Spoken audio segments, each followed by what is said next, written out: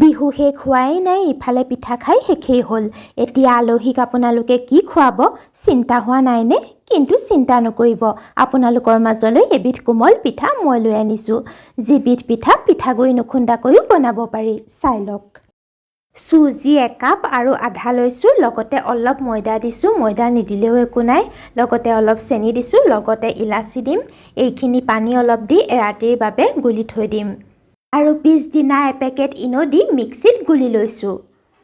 এই পিঠাবিধ কেইবাদিনলৈকে কোমল হৈ থাকে, খাবলৈও বহুত ভাল হয়। এয়া পিছদিনা ইনো দি মিক্সিত গুলি ল'লোঁ আৰু মিঠাতেলত এনেদৰে ভাজি দিম। মগটোৱেও ঢালিব পাৰে, চামুচেও ঢালিব পাৰে। মগটোৱে ঢালিলে বেছিহে ভাল হয়। দেখিছেনে কেনেদৰে ফুলি উঠিছে? খাবলৈ বহুত কোমল হয় আৰু কেইবাদিনলৈকে কোমল হৈ থাকে। ৰেচিপিটো চোৱাৰ বাবে ধন্যবাদ।